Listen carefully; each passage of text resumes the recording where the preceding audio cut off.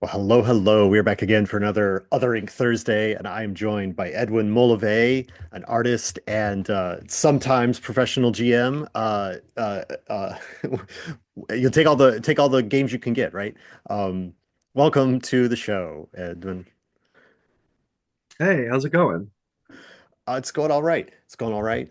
We're recording this in November, but this is set to come out at the end of the year, so we're having that chill vibe at the end of the holidays, or the middle of the holidays.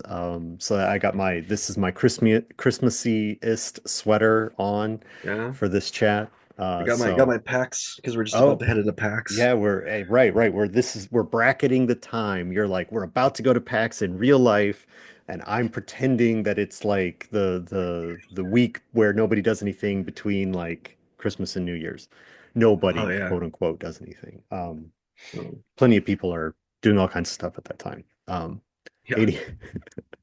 So anyway, I'm trying to bring the chill vibes. That's how I'm doing. I'm yeah. positive vibes only. So I wanted to talk to you because I've been doing this series in the second half of 2024, talking to people that are not industry professionals in the sort of like traditional sense. Like I've talked to so many people who are like the creative people who are illustrating RPGs or they are they're writing the games, right? But I'm like, who are the people who are running games at cons, people who are like organizing game stores, people who are just working at the booths for events and stuff like that. Like all of these people. So when I think about those kind of people, like you are one of those people that you are like such a youth work through Looking Fears. You've given like a ton of support to Never Going Home, especially and Home in this past year. Yeah. Those games are games that you've been running at cons like for us through Looking Fears. So that's kind of like the I'm like, what makes a person like want to do that, right? Is kind of like my big What's wrong question, with my right? brain? We have an hour to discuss. Well, I don't know that there's anything wrong with it. It's just different than my brain. Like my brain I is have a like, very particular kind of crazy that is very useful for some people. right. So anyway, that's kind of what we're here to talk about. But Yeah. before that, like I think you are an artist. I mentioned not having talked to artists, but you are also an artist, and you've done like you did the cover. You've done some covers for like Call of Cthulhu stuff, right? Like that's out Yeah. there as well. Um, Yeah. so I kind of want to ask you both about like being an artist and being a gamer and all that kind of stuff. So I don't know which one you would rather talk about first or whatever, but like had were you born a nerd or were you made a nerd? Like how does that start for Oh, you? I was definitely made a nerd. I remember in middle school, like I tried to get into playing role play games. And I remember my parents went to the local bookstore and they got the 3.5 edition Dungeons and Dragons adventure game, which had all of the combat rules and none of the roleplay rules. Mm. And it was absolutely impenetrable to my middle school brain. And so that just was a dead end right away. I can Yeah, I mean it's one or the other. Like I think that's an age when the Oh, I am such a role precision player. Yeah. of like moving hexes um like I remember I didn't play it until I was in college, but I played HeroQuest and like you look at HeroQuest and you're like it's a grid map and you can attack diagonally. So the best formation is for like you everybody to be in the corner of the doorway stabbing through the different, Mm-hmm. um that sort of like processing of like oh, this is all whatever there wasn't a lot of role playing is what I'm saying is like there Yeah. are games that give that sort of like it's just the rules and it's some Yeah. people at that age really like rules. Yeah. um And it was combat rules. So like if I had played it with an older person who kind of mm, showed me how to do that, that probably would have been a good entryway into like wargaming. But like even at yeah that age, I knew I was like a hardcore role player. So when like 2015 came around, the new edition of Dungeons and Dragons came out, and there was this explosion of live plays It Yeah. was specifically the Invictus stream. They did a Call of Cthulhu game, and it's very similar to Critical Role, where it's a bunch of voice actors, and so they knew how to play off of each other's energy. And I just remember being just blown away, and I knew like, okay, this is something I can do. So it's that wasn't that long ago. I mean, No, so it's not like a if that's because I was going to ask like what was the next step? Like if you got the game and it kind of didn't go off for you in the 3.5 era, like it wasn't until fifth edition of Dungeons and Dragons that you got into it, or had you already like moved on to Call of Cthulhu and or I already Shadowrun moved or on other to Call things of like that? Cthulhu. Yeah. I was like, um, I had already defined myself as sort of like a horror artist. Um, and then when I saw the Invictus stream, it kind of like Hmm. reignited that desire. All Yeah. right. Yeah. So then I think that invites another trail here that we have to investigate. So like what is the so have you always then been like the art kid, like I don't know, is that or is that something else that Yeah. you came to later? I think inside of every creative person, Hmm. like where the energy and the motivation to make art comes from is that you have some sort of like yawning void inside of you that needs to be filled with validation from other people. And so I hear that from a lot of people. Like, I'm not saying I'm a good person. I'm just saying it's true. hmm, The I remember like the my earliest memories of doing art were sitting with my dad and him watching Star Trek and me making comics about the shows we hmm, were watching, and that was kind of my way of connecting with him was through the drawings I would make. So that yeah. was me and my dad's together time. And then when I got into like high school, I went to a high school where like sports were the big thing and art was like, D tier level of interest. And so instead of being taking that as a negative and like being like, oh, everybody's ignoring me, this sucks. Instead, I just kind of like ran wild. I had access to the art room and I just kind of Hmm. did whatever I wanted to do. And it ended up being really great because that's what it's like being an art professional. You're kind of ignored by the world and you have to teach yourself and you have to make stuff. There's a lot of isolation that happens. Yeah. And uh, maybe the when you started you're talking about sports, like the thing that immediately like I invented like a completing link there where it's like, and that's why I got into photography and I was on the yearbook club taking pictures of the sports, and like but Now, my shots were I expertly framed, and then you're like, no, no, I just ignored everybody and went into the yeah, I got passed up for all of they had like these kids who would like paint signs and stuff for the football team, and I just mm, got passed up for all of that. So I was like, all right, well, I'm gonna go into the back room and I'm going to teach myself to sculpt and like draw realistically. mm. And I'm going to teach myself how to use Photoshop. And I just sort of like my skill set just started growing and growing and Yeah. growing, and it really hasn't stopped. I mean, that's kind of the ideal result, I guess, from that Yeah, sort of like uh feeling of like, well, nobody's going to teach me how to do this. I guess I'm going to go do it myself. And I'm remembering the art class because the art class room that was in my high school and the, I can I imagine a certain sort of quirky looking art teacher that there, and so like I did you get support from the teacher as well in that? It was sort of like, yeah. Edwin, you go over So here, here's the clay, I'm gonna be showing these people how to do like I don't know, etch a sketch or something like that, and you go in here and do the clay stuff. Or that's basically what happened. Like the art class was basically supposed to be a cake course to like help the football players graduate. And so my wow. art teacher was a coach. But when he realized that I had some potential, he was so excited that he was Hmm. basically just like, here's all the resources you could need. I don't know if there's anything I can show you, but here's everything that just play around with it and teach yourself. And Yeah, that was perfect. that's amazing. So what are some of the things that you then like took to as far as like mediums? You mentioned sculpting and realistic drawing and stuff like that. What are your Yeah. like as you've built your career, what are your like mediums that you really like to work in?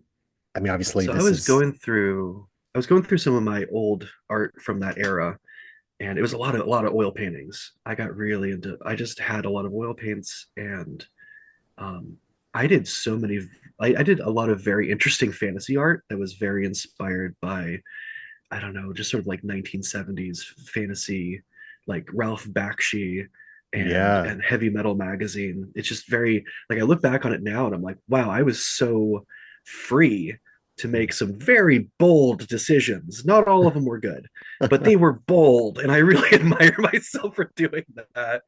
Um, some of them were good decisions. I was like, this is cool.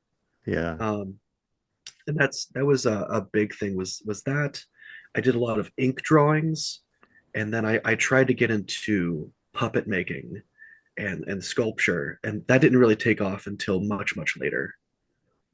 Okay, so you've got some of that too. So I want well, we'll hear about that Yeah. too. Like I'm trying to Oh like yeah, we can talk about that. so like what I mean you're talking about heavy metal covers and Bashki like that isn't necessarily I mean Bashki I haven't seen all of the films, but he's kind of a twisted figure, I guess, in some respects. And certainly there's Oh yeah. like I think Bashki presents everything in a dark tone is what I mean by that. And so, but how did Yeah. then you said I had already you said earlier in the interview I already defined myself as a horror artist. So like where does that thread come in then with like was it the heavy metal covers and the, looking at I don't even know who painted those like those extremely lurid 70s era, horror covers and Lovecraft Oh my God. covers I and that kind of yeah. stuff. Uh, Yeah. I'm just imagining Um all black and snakes coming out of the eye holes of a skull and stuff like that. And like, I don't even know if that's a real cover. I could see a cover that is that. Um, so, um so I would say the reason why, like, I would say I'm a horror artist, but not a lot of my inspirations come from horror. mm, There is an artist who is considered a horror artist that I take a lot of inspiration from. Not so much in what he paints, but in the way that he approaches the work. There's an artist, his name is Zdzisław Beksiński. He's gotten really popular in the last couple of years because he did his art was used for some Lovecraft covers, but um, like he doesn't think of his art as horror art. Like he draws inspiration in from everything. I think that's the perspective I take on that. yeah. Um, yeah. So I lost the thread of what I was thinking there for a second. Well, I was asking you, like, where did you first kind of decide like oh whether you call Oh, yourself a I horror remember artist or now. not like Yeah, how did because that's just what comes out. yeah Yeah, like when I sit down to draw or to paint, that's just what happens. hmm. I'm not trying to be a horror artist. That's just what happens. I think if I limited myself to just being inspired by other horror artists, that would be like really suffocating. And that's Sure. why I take inspiration from everything. I really like fantasy art. I really like a lot of realistic art. I when I was in Chicago last couple of weeks, I went to the art museum there, and I just really connect with things like just the impressionist painters, surrealist painters. So I'm not sitting down and thinking to myself, here's a checklist of like what makes a really super badass piece of horror art, and I'm gonna hit all these checklists, these Yeah, marks. It's sort of like, well, here's what happens. Like I think Genji Ito is another good example of someone who's yeah, like he's just like a really happy like person who's living his best life, and him living his best life looks horrific to other people. It's him making horror art. That's yeah, that's why I referenced Beksinski, because that was another thing is people who knew him and when he was alive said he was just a really happy, fun-loving guy. Very silly. And when he sat down to paint, he just made these nightmare landscapes with creatures from another dimension. And that just sort of yeah. What happened? I don't. I mean, I enjoy the work of H.R. Giger, and like I've Hmm. only. It's not like I've seen a ton of video of him, but he's always smiling, and Yeah, he seems he very, despite the number of skulls that he paints in his work, like he seems a yeah. very sort of life-affirming individual, Yeah, in a weird when I way. was reading about him recently, he said that H.R. Giger said one of his big inspirations was actually Art Nouveau. And you can Yeah. kind of see it. Like Oh yeah. it's like that kind of decorative style, but if it was made out of like, I don't know, like penises and skulls and machine parts. Yeah. Um, and That's. H.R. Giger said another thing that I try to internalize as an artist. He had this philosophy of art, which is like first thought is best thought. Mm, It's a very zen way of approaching art, which is different than like a very procedural, like I'm going to sit down and draw 30 different versions of this design and go through and pick out the ones I like. It's very zen in that it's just sort of like, hey, whatever comes out, if it's the first thought, it's probably the best answer to yeah. whatever design problem I'm working on. And that's proven to be more true than not true. Yeah. I mean, I think I like the other half of that. I mean, because it's the Mm-hmm. same thing. Like I've read, I've read some of the same stuff about like Zen and that process of like the art comes from like Hokusai and stuff like that. Like he had this where it was like it's not about like the art of creating is the last step in a very long line of Yeah. preparation, so Yes. yes, it is by the time you're putting your ink on your palette or taking your ink onto the canvas, like that is the time to do just one motion and then it's done.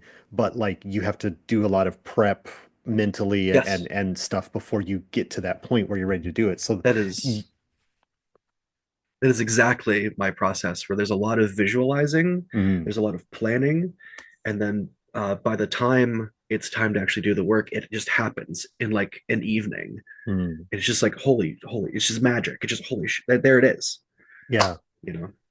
And so I imagine like looking at other people's work or whatever other inspirations you have, you're like, I mean, now I'm just going to invent things or like, oh, here's a pond. I took a walk in the and saw a pond in my neighborhood, and but what if there were Mm-hmm. creepy things at the edges of the pond or whatever, like that kind of like sort of it's all part of the Yeah, preparation process to be like, and now here's the final act of creation is yeah. supported by all the other intake of inspiration and stuff. You have to have your antenna on. You're just like soaking in information from everywhere, and then you sort of put it in your little compost pile in your head, and you let it sort of steep. You let it, marinate, and then you go Yeah, through like an archaeologist, and you pull out the bits uh, that present themselves to you. yeah, yeah. I like that, and there's I mean, it's not too different because I don't. I have drawn some things, especially like back in the day, when I was a high school student and college student, carrying around my sketchbook all the time, and Yeah, drawing monsters and cool swords and stuff.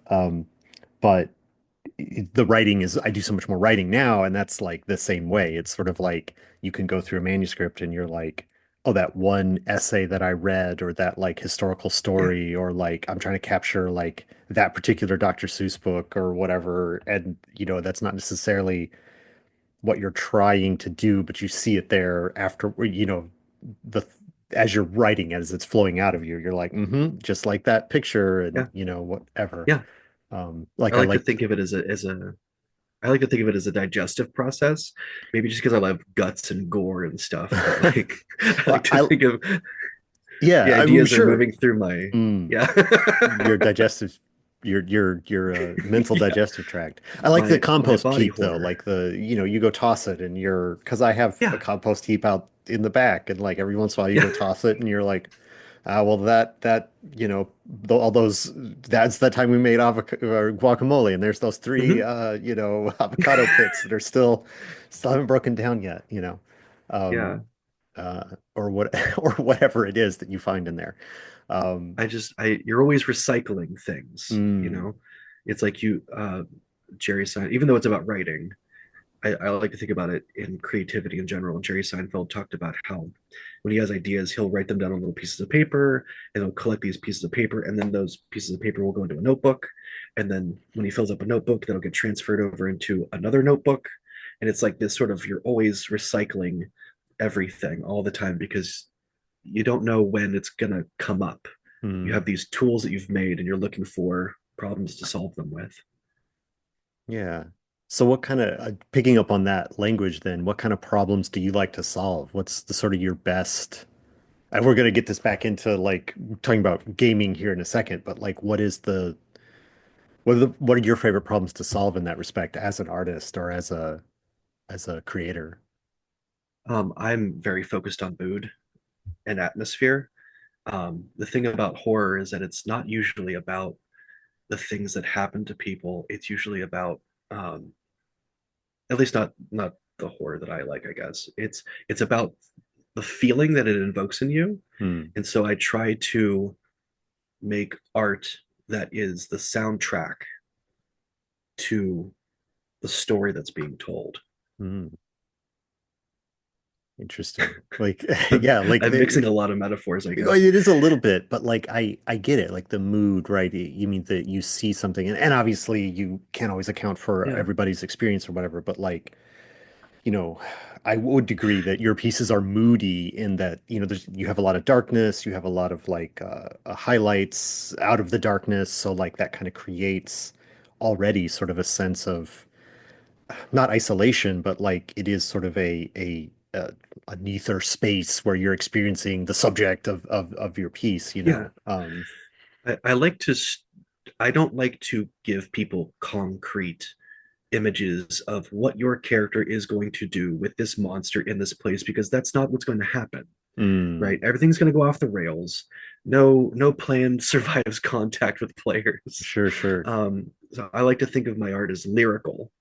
It is giving you a sense, a feeling of what you're trying to go for. So whatever you do, you're always going to kind of be in that mode. Yeah. Yeah. I definitely agree that that's a thing. Like I'm just thinking about like some of the art direction that I've done. Like we did a game one of our games, Heck and Good Doggos, there's an illustration in there of like the dogs and they're facing off against a supernatural threat. And I can't remember if this is the way that um, if this was the art direction or if this was the artist's choice. I can't, you know, but like you see the dogs and you see like an orange or a green glow on the dogs, but you don't see whatever they're looking at. They're all like looking toward Mm-hmm. you or off screen or whatever over your shoulder or whatever from the point of view of the viewer, but like you don't see what they're facing. They're dogs facing a threat of Yeah, some sort, but it's just a glow that's on the walls of the space that they're in. It's not yeah. because like you said, like that if you drew like, they're biting the tentacles of the Mm-hmm. thing that's in the lake or whatever, like then you would have to write that specific adventure and maybe they would run away instead of fight it. Yeah. Yeah, I think that's You want to really invite people in, right? You want to invite them in so that right. their imagination is what's filling in the blanks. Right. So, I mean, so how did that all connect then back to role-playing games? You said that like the role-playing stuff really you came in with 5e and in particular Call of Cthulhu's era of streaming and all that kind of stuff. And then were you like, oh right, role-playing games, I got to get out there to the cons and start doing it, or did like how did you like what is because I don't know like because I know you as like you're with Lurking Fears and you're running Yeah. my games, but like yeah, that you probably didn't jump in from day one. Like what did your how did you decide to bring in that horror in a new way, I guess? It's what I assume, right? You're like you've been doing art of it, but then like I want to play it. I want to have Um, these experiences. I think it's because when I looked at the people who were doing these streams, like they were creative people like me, Hmm. and I realized that playing these games, it's an exercise, right? That's sharpening your tools.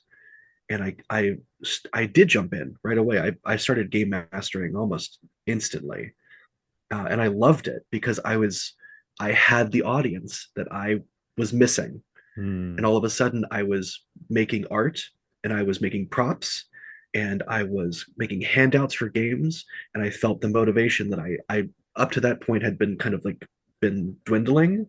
And then it just sort of like catapulted me uh, back into being creative, but in a much more specific way.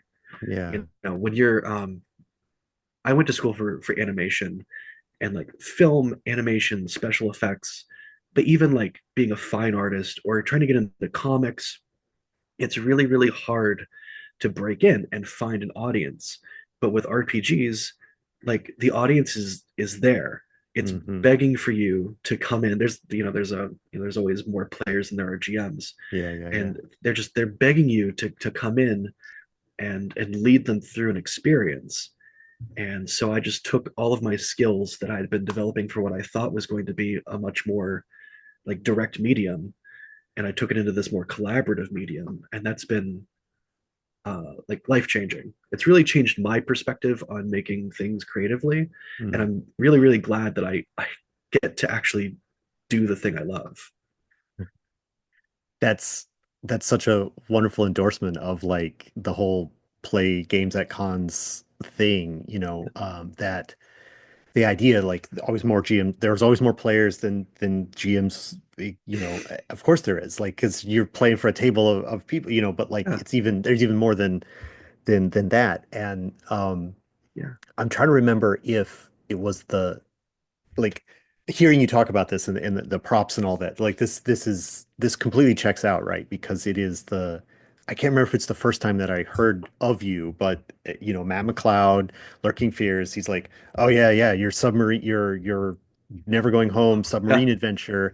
Like we got I a was guy. so ambitious. It's like we got a guy. He wants to like get into the closet with like take all Yes, the in the janitor's closet and have just one red light bulb in there and play the game with the submarine horror yes, situation. And it's like that sounds awesome. yeah, I hope they have fun. I hope you can find a willing group of people to like immerse themselves in like one red yeah. light bulb submarine situation. I And looked at that closet and there were no chairs, so we ended up not uh-huh. doing that. But I did bring semaphore flags, and I made everybody, when there was boat to boat communication, Mm. I did make everybody communicate through semaphore flags. For And we had people coming to the booth who were like, "We just played this game. Where's the book? Because I did this thing, and then we were semaphore flagging, and like, and it's like, okay, that is, it's it's it can't be.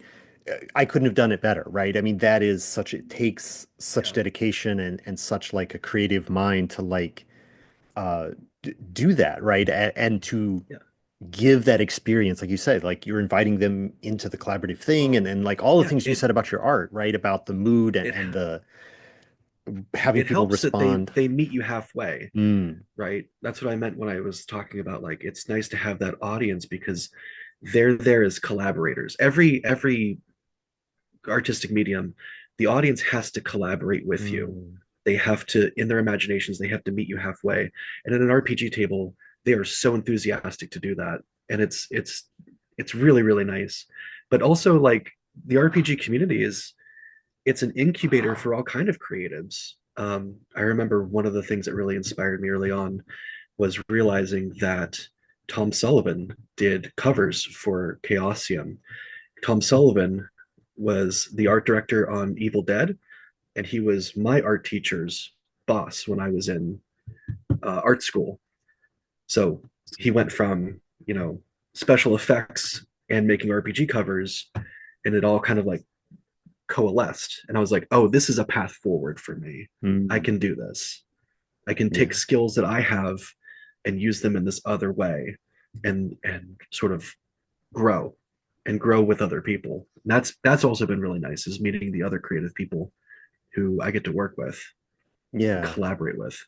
Well, and I'm sure because I talked to Jonathan Myrie and I've talked to Matt McLeod about like what Lurking Fears does, and that's sort of where that's how I know you is that you've also done the work with Lurking Fears. But I imagine like being in a room, I imagine, Jonathan's over there with his like Dragon Bane stuff set out on the table, and he's looking up and Yeah. he's seeing you do semaphore stuff on the other side of the room, and like that's gotta like you gotta talk about that afterwards and like check in on what each other is doing or whatever, because like that what are you doing? Let me see how you're doing it. And like is that part of what it's like to be in a group like that where you're in a room with 20 other people doing this stuff all day? Do you get energy off each other like that, or do you not? I take those times. Hmm. You just sort of like, oh, I I saw think you. other people do. Mm, I think my experience is a little bit more individual, like isolated.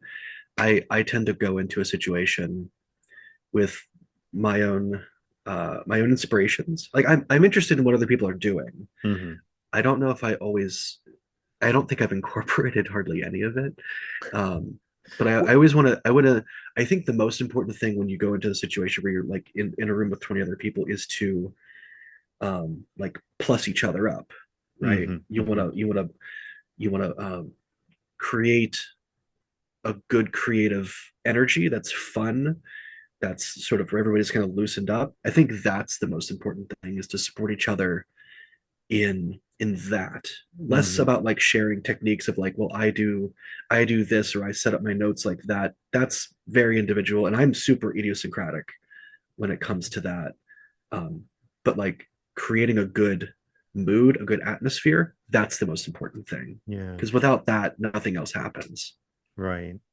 I think, I mean, I guess it's like what you said earlier. You were like talking about the players as your primary collaborators in the process, not necessarily Yeah. the other GMs, but I guess it's I think the talking about like people are there for it, because there is this sort of, especially at like the convention, people go to play games Mm-hmm. and they're going to the rooms where the games are. They're very Yeah. very warm, interested participants, in that collaboration. Yeah. Because like if I wasn't going there to play games, what else would I be doing? Like there's only so many times you can walk through like the dealer's hall.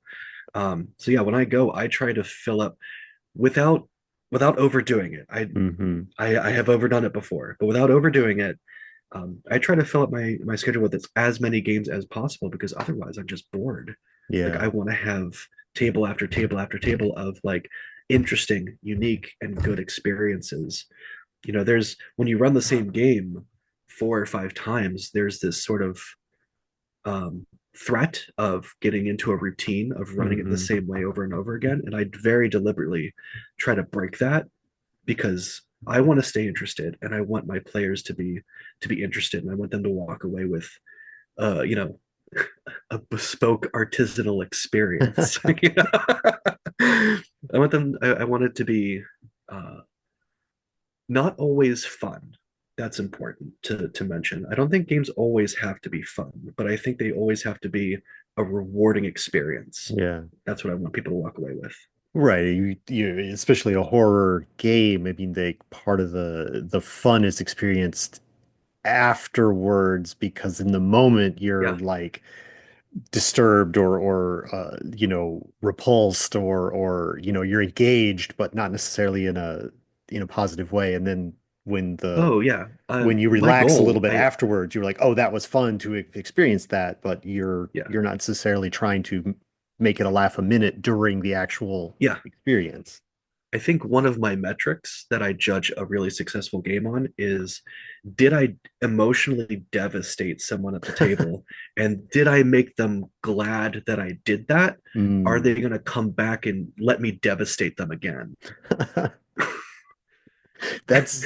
I mean, only in games do we get to say that. But yeah, it That's not kink is shame. exactly. Yeah. Um, but I mean, that's so great, and I do want to mention also home. You were one of the big people who ran home this past con season for us, the Ooh, that's a 2024 great con game. season. Yeah, it's real great. At the time that we are recording, I was just looking at some stuff. We're working on some stuff.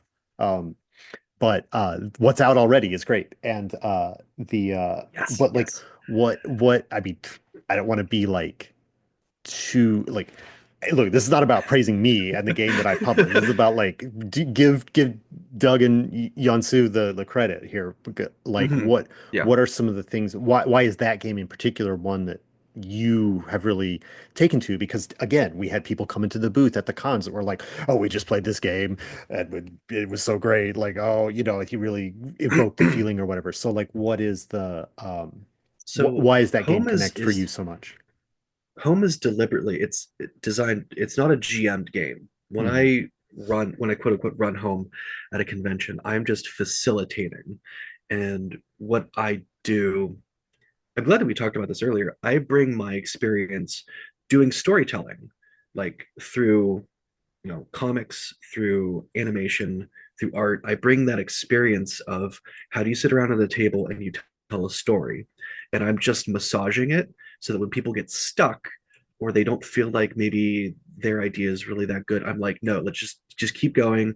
Or like, hey, maybe if you like look at it from this other perspective, or just read the card a couple more times and break it down, like think about this word or that word a little bit differently. Like that's what I do. um So you don't the play reason home at all? Like you're just no, purely like keeping them i'm telling the story to each other? I'm That's there to pump them up and make sure that their creative juices are flowing, because that's how the game is played. Is you are given prompts and you have to weave a story together. And so mostly the I think the most control I've ever had to have over a game is where someone's having an idea and I'm like, what about this piece of media? Or have you seen this other piece of media? mm, I have a very conversational um, tone when I run games. Some people are very like imperious and they have this sort of narrative, like I'm going to tell you what's going on sort of vibe. And I'm very conversational, very laid back. And I'm just sort of like, tell me what you mean by this word, or tell me about this piece of media that you love. One of my favorite games of home that I've ever run was at Gen Con, and the haunted house that they picked was like it was the cabin in the woods. It was a cabin in Tennessee that was like up in the mountains, and it was kind of cobbled together all these different houses that worked okay. together like a Rubik's cube. And All right. they ended up I let them I asked them if they would let me introduce a little bit of inspiration. I was like, have you ever seen Rose for Emily? Or have you ever read the William Faulkner story, Rose for Emily? And that game got super dark. It was wonderful. Yeah. So that's all I do. I'm just there to provoke people. Provoke them into having the kind of fun that they want to have. Give Yeah. them permission. There's the word I was looking for. I give them permission to scare themselves. Yeah. Yeah. That's an interesting way to put it. Yeah, Yeah. I go and I'm like, this is a safe space. I am an okay person for you to have these not safe feelings around. Hmm. I'm here to encourage you and to keep you safe. And we're going to get through this experience together. And it's not always going to be super great.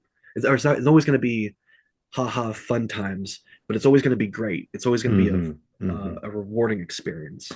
Yeah. I mean, that's certainly a intent, that kind of intensity, any kind of horror game kind of invites you to kind of lean. I mean, in the ideal situation, you're like, ooh, you're leaning into it, right? I mean, you want to Yeah, be there. Uh, I am the therapist GM. a therapist GM. Yeah, Well, that that's why. relates. Oh, go ahead. Oh, that's why when I was having a conversation with Matt McLeod at a couple of cons ago, and he was like, "I think you would really connect with this one Call of Cthulhu scenario. What was it? The name escapes me, but it involves the plot revolves around a young woman whose body is doing things that society doesn't approve of, and Mm, the end involves a mental health crisis." And he was like, "I think you're one of the few people that I would want running this game." mm. And I've had people break down at the table, and I've always had a soft landing with that game, and I'm very proud of that. Yeah. Always I gotten mean, people through that. that does sound like a, a true skill there, to navigate that through. And speaking of like sort of taking a therapy tone with it or whatever, like I did have a question about Hmm. like what because that you talked about like being bored at a con if you weren't doing all this sort of game after game Yeah. after game, but like you've got to what do you do for your downtime afterward? You have a game like the one you just described where like you've really invited people into to be emotionally vulnerable and like experience a thing and then you guide them in and then like everybody congratulates each other and you all walk away and then like what do you do for you after that kind of like intensity? Because like that is work to be on and to be encouraging and to be approachable and all those kind of things. Like, how do you sort of step back from that for yourself to keep, because you Oh, got another I game to try run in to. 45 minutes or whatever, you know?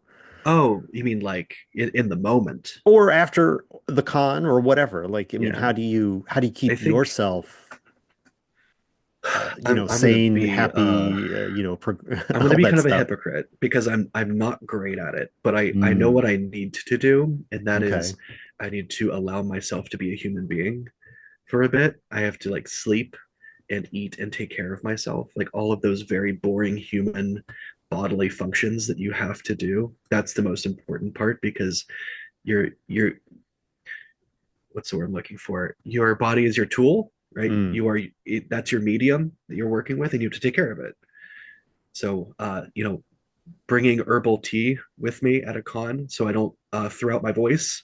yeah. Bringing, your COVID mask and your vitamin C supplements so you don't get sick. Making sure that you sleep. Um, it's all those basic self care things, and doing them very intentionally. Like Yeah. a con is very easy to stay up late getting into a conversation at 3 a.m. and I will absolutely do that. But if you want to survive for any amount of time, you have to make sure that you get the proper amount of sleep and the right vitamins and minerals in you. Yeah. And you eat, you got to eat, you take your time to go Yeah. eat, that kind of stuff. Oh yeah. I mean, I won't, but I know I should. Yeah, I mean that's yeah, I mean it is I mean con life is sort of like a special few days, when you do a thing differently than you normally do. Yeah. So We yeah, were talking about this a little bit before the stream started about how many cons there are to go yeah. to and how like we've invented all this technology to help us handle the workload, but the workload is caught up with the technology, you know. Yeah, we So it's it, go it's ahead. the weekend as when we're recording the weekend before was like at least four different cons and like I knew people at all of them and they were all posting their pictures of like all the games they were playing and it's almost too much to even Yeah. process. I When am I mean supposed to do the thing that I'm here to do? I've given myself a cap on how many cons I will go to and how far I will travel because hmm, I need energy to come back into my little nest and make stuff. yeah. Yeah, I mean that's super important and I mean I think I obviously it depends on the con, right? I mean, cons are both any sort of gathering of like people who are like-minded and excited about the Oh same yeah. things. I mean, they're like you say, you can stay up till 3 a.m. talking about potentials or brainstorming or playing games because I've done that. I don't know if I've ever stayed up till 3, but like maybe it's getting up there, It is Yeah. and Close. then you try to leave and then you see someone else on the way out of wherever you were that you also Mm-hmm. wanted to talk to and it's that way all the whole time until you like put your head on the pillow and finally close your eyes, uh, but but then they're also so it's exhausting is what I'm saying. It's an exhausting process and to go to a con and to be on and but then it's also so stimulating because you can come back and you're like and you had 17 conversations and all of them could result in like new projects or whatever Yeah. or new collaborations or new if you're trying to get hired I don't know if you ever do that like you're passing out business cards and like I met you and like Oh I my God, I yeah. Well, like to do your that cover that's kind of you my know my side hustle is every convention I go to, I go and run games, but I always bring business cards and portfolios and stuff because it's sort of like my game table for like 10 seconds before and after a game. It's like I get a free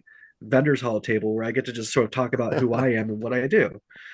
Right. It's a great hustle, you know. Right. And so like there's always potential afterwards to be like, like the new project start or, so it's that balance of like it's both exhausting and also stimulating and like you kind of end up somewhere in the middle in the week or two after, uh anyway, there's no point to what I'm saying, just sort of like, that's the way I Well, it experience kind it, of reminds me of another thing that we talked about before the stream started, which is it's not the engine that goes, it's the transmission, Mm, right? It's the not how much energy I have to put into this one task. It's how many times do I have to switch up the task, yeah, right? Because there's that planning, that visualizing that goes before the doing, and that can get real convoluted very quickly. So I'm one of the things I've been working on is streamlining everything, is like accomplishing as many goals as I can with as little change in direction as I can get. So yeah, games and art together, that's a great example. right. Yeah. Yeah, yeah, we were talking about like the switching gears between Mm-hmm. all the different stages that any one project can be in, my role as a Oh God, publisher yeah. or whatever is like we're promoting a project that already exists and you can buy, but we're also promoting another project that you can crowdfund now, and then we're also managing the final stages of editing of the next project, and then also we're ideating with some other designers about the next project after that, and that's just I mean, I'm not like singing a sad song about it. It's just like I'm very No, bad at switching it's a between those great different problem to sort of have. modes. Um, and so yeah, it's the trend like the transmission will fail first rather than Yeah. the Am whatever. I in writing business letter cold calling mode? Am I Mm, in doing concept art, like trying to be that antenna and put things in my mental compost pile? Am I in that mode? Am I in reference collection mode? Am I in the doing mode, the planning mode? Like, yeah. and those are all, I could have multiple projects all going on at the same time where I have to switch between those Yeah. things. Yeah. It, Um, uh, yeah. and do you find that you are good at that? Because I'm finding I am less good at doing that. Like I I would don't rather think have humans one I don't project think go humans are from good at that. I don't think anybody is. I think that there might be like a trick well, to not doing it and looking like you're doing it, but yeah, I some don't people think that. fake it better than others. Yeah, yeah, yeah. I try to batch things as best I can, Mm, so I'm always sort of doing the same kind of thing on different projects. But that's not realistic because things progress at different rates. Um, yeah, things progress yeah, at different rates you for just sure. gotta reward yourself for the work you get done. Yeah. I Yeah, have one more question about like cons and like because we were talking about the con life, right? Do you yeah. play games like not at cons? Do you have like regular gaming events like in just quote unquote your regular life? Or Um, is that and do you go as hard there as or harder like as you do at cons? Like what is yeah. I don't play games as much as I would like, but when I do play them, I do go just as hard as I do at conventions. Um, I I'm very self-aware of that though, and I always try to respect the fun that everybody wants to have at the table. Not everybody's there for the same type of fun. right, So right. I know that my edgelord instincts are not always good for everyone. So I always try to bring a healthy level of generosity and empathy Hmm. towards everybody who's there and play into the kind of fun that they want to have. Because I, as a GM, like I know that players at the table who enhance the fun for other players are wonderful. So I try to be that player. Yeah. That's that's great. Um I will get everyone killed almost instantly because I will make bad decisions. I uh tried playing a game of Masks of Nyarlathotep one time, and the mhm. guy who owns the voodoo shop, in New York City, I remember my character like kidnapped him because he was a doctor and he had like a doctor's bag full of barbiturates, and the GM didn't know what to do because we had this like super important NPC that we weren't supposed to have. Like he was just an enemy that we had kidnapped. And it was like, oh, like I will absolutely take a game off-roading if given the chance. Great. It's a great thing about RPGs.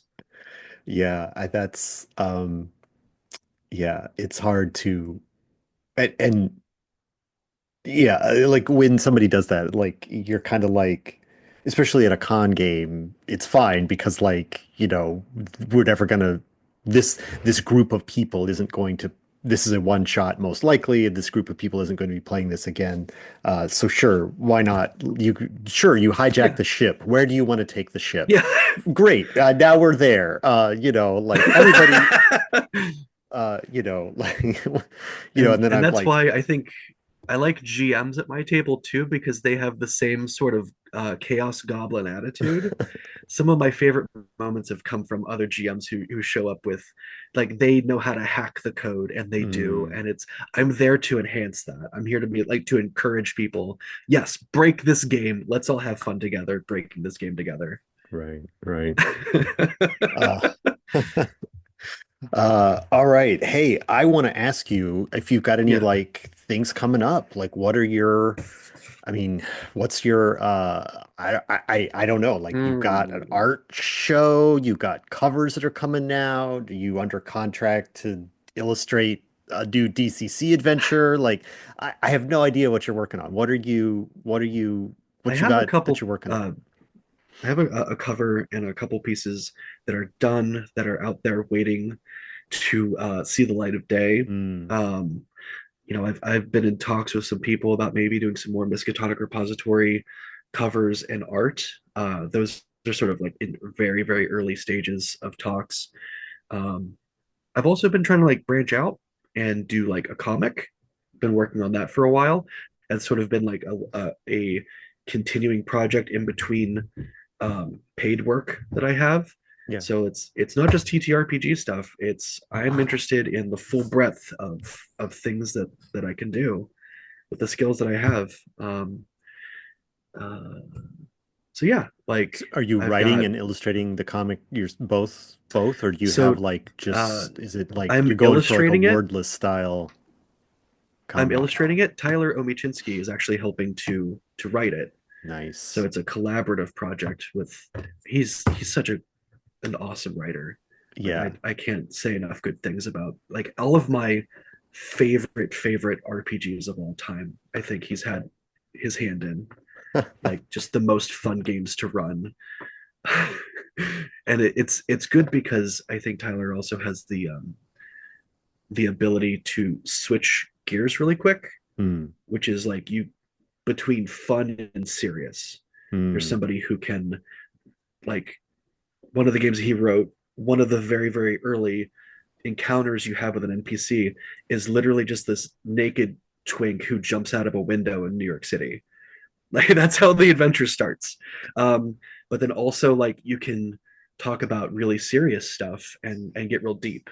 And I think that kind of mental and emotional agility is something I value Hmm. in in people, but also like Yeah. mostly people I collaborate with. Yeah. I mean that's great. Because I've worked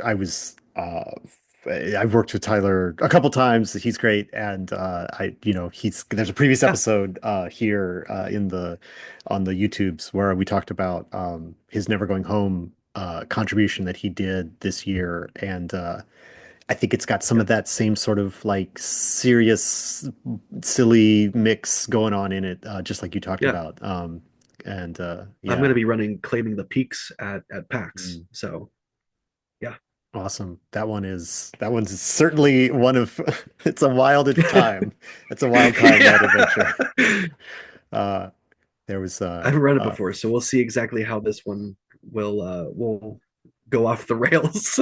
yeah, there's a lot of stuff throughout all the different Never Going Home adventures. There are some that are more extreme than others, and that is one of the ones that's way out there. So Yeah, I Um, like to tell people that Never Going Home is sort of like if a death metal album was a Looney Tunes cartoon, because it's that mix of like brutal and silly.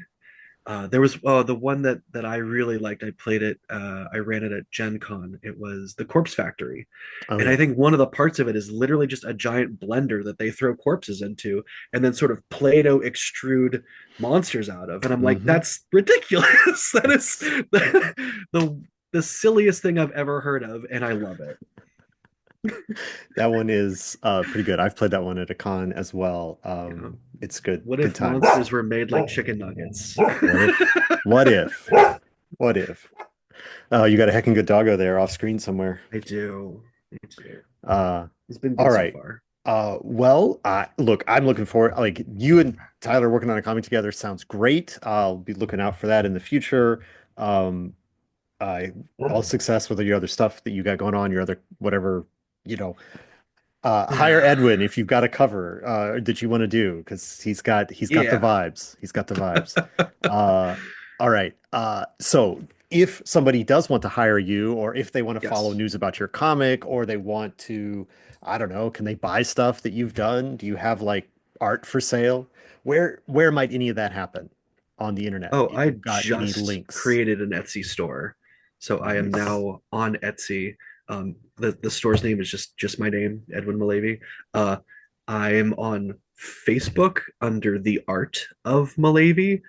Um, that's where I post a lot of as projects get done. That's where they get posted. I'll usually cross post that over to my regular Facebook if you're lucky enough to be friends with me, I guess. Mm. And then also I have a lot of stuff on ArtStation. Also Ed Malavy. I'm Ed Malavy everywhere. Um, so yeah, So that's easy enough to find then. yeah. It's a All it's a right. unique name, so I'm lucky to have it. Yeah. Uh, it's yeah.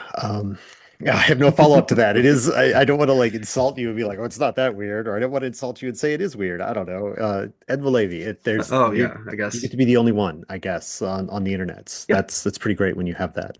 it's helpful for the search results. Right, right. There's a he's a podcaster in comics. I guess he's written novels, he's written a bunch of stuff, but his name is Anthony Johnston. And it's like nobody has that first name spelled that way, and nobody has that last name spelled that way. So he's the only one. If you search for him, you Right? find him on every platform because he's the only Yeah. Anthony Johnston. Um, Yeah. I'm uh, lucky I don't need like a pen name. You know? right. Uh, right. Okay. Cool. Well, all those links will Yeah. be in the video description. Edwin, I want to thank you so much for talking to me today to share your, your history and your thoughts about art and I want to thank you again for being such a strong GM for, the stuff that we're putting out as Wedding Games, because it's, like I say, people come when you run a game, people come and they want to they want to check it out, or because that's because they've had a good experience and you're doing good work there. So. I Uh, try. well, It's I'm it's an telling you, absolute pleasure. It's a privilege to get to do this kind of work. yeah. I mean, it's good work, and it's work that my brain doesn't. I don't think I'm the person to do it. Right. That's why we now have Lurking Fears do our games because it's like I could Yeah. run their game, but like I couldn't do it like you folks do. So it's better you than me. Yeah. Um, Yeah. Uh, all right. Well, thank you again. Thank you for your time. Thank you everybody for watching the video. And I don't know, what were we talking about earlier? What should they put in the comments? What should people write in the comments of this video as a way to interact? Oh, Were what should we people talking put about this? what we could talk about what's your favorite horror inspiration? We could ask them to put what Yeah, the that's what I was thinking. What's your favorite non-horror inspiration Oh for horror? yeah. Yeah, that's good. That's good. All right. So that's what we want to see in the comments. Lots of people saying Yeah. what their favorite non-horror, quote unquote, non-horror horror inspiration is. Yeah. Uh, Great. Put your thinking caps on. That's right. That's right. Thanks so Yeah, much thank for you. watching. And hey, this is the last video of the year, so have a good hope your next year is even better. Oh wow, capping it off good. Yeah, that's right. That's right. Yeah, awesome.